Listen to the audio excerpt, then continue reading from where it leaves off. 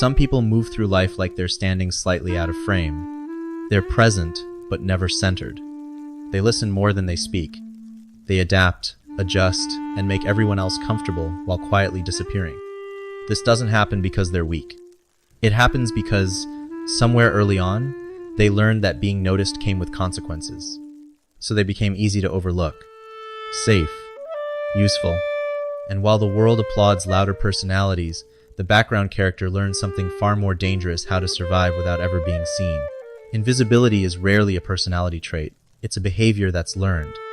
And like most learned behaviors, it starts as an intelligent response to an environment that made visibility feel unsafe, inconvenient, or costly. When a person realizes early on that speaking up leads to conflict, disappointment, or dismissal, the nervous system adapts. It draws a quiet conclusion: staying in the background reduces risk. At first, this adaptation looks harmless. The child becomes easy, low maintenance, mature for their age. They sense tension before it explodes, soften their tone before others get upset, and read rooms with unsettling accuracy. This isn't passivity, it's vigilance. A kind of emotional intelligence developed not through guidance, but through necessity.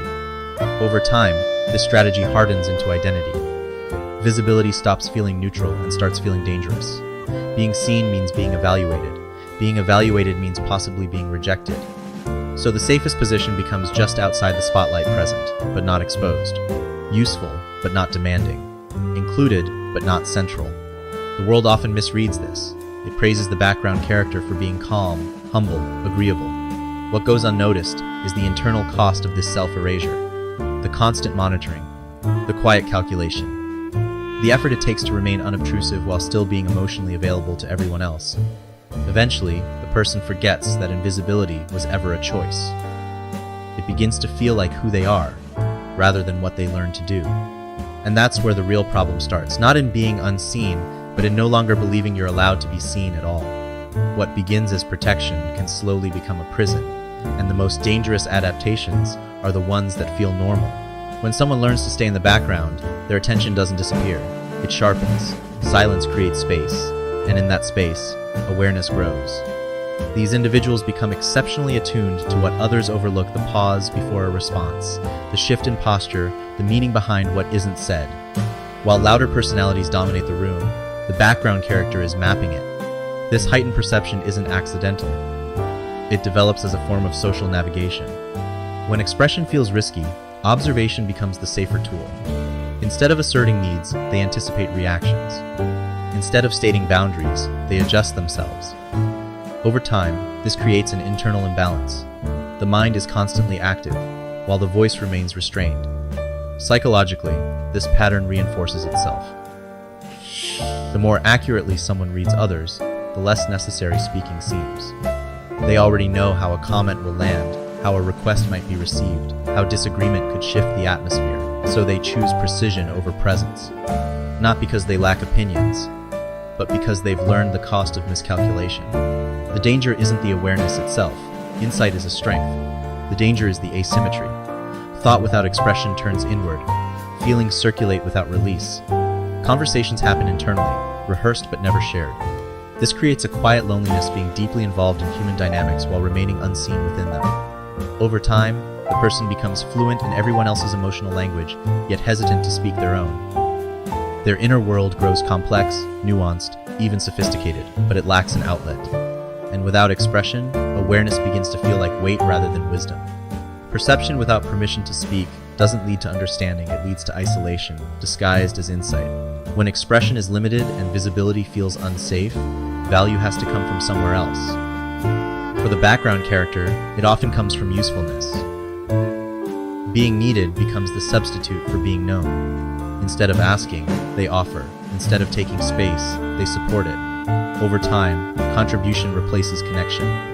This isn't a shallow desire for approval, it's a logical adaptation. If attention feels conditional, then utility feels secure. People may not notice who you are, but they remember what you do for them. Reliability becomes currency. Consistency becomes identity. The background character learns that as long as they're helpful, they belong. But usefulness has a quiet cost. It shifts worth from being to doing. Rest begins to feel undeserved. Boundaries feel like betrayals. Saying no carries the risk of becoming irrelevant. Slowly, the person's inner question changes from, "Who am I?" to, "What function do I serve here?" Philosophically, this is where the self starts to thin. When value is measured externally, identity becomes reactive. The person adapts to each context, each need, each expectation, losing coherence along the way. They are many things to many people, but rarely themselves to anyone. The world reinforces this pattern without realizing it.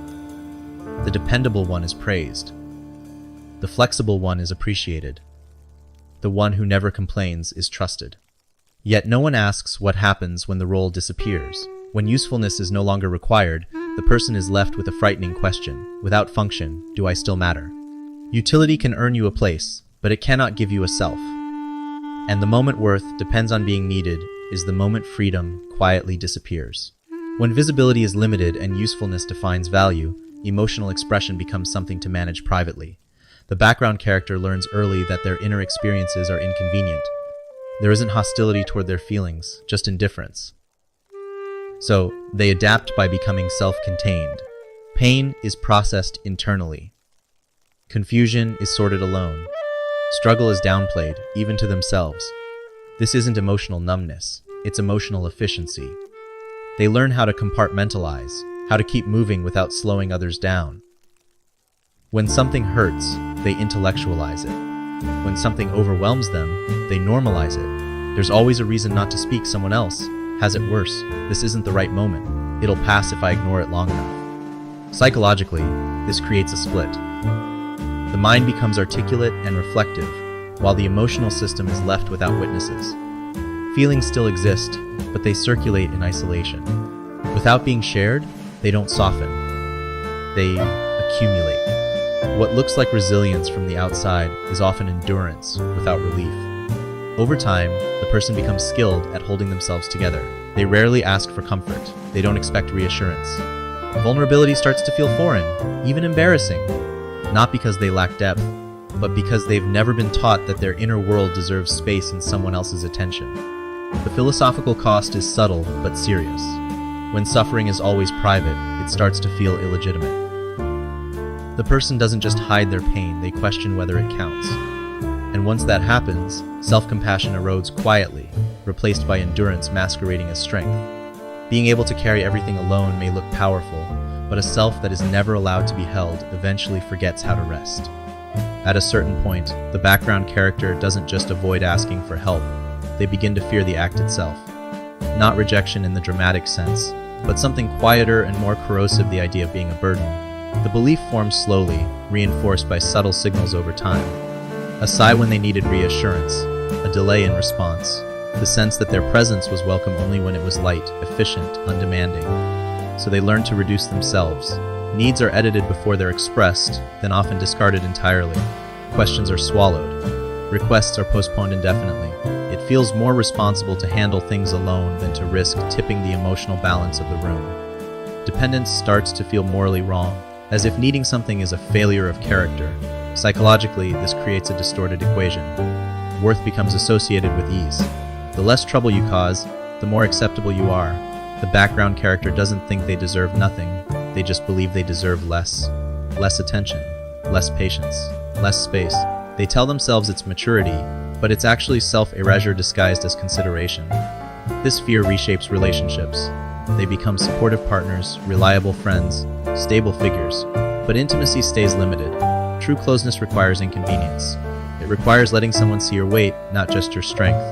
When that feels forbidden, connection remains partial, no matter how long it lasts. Philosophically, this is where loneliness becomes structural. The person isn't isolated because no one is around.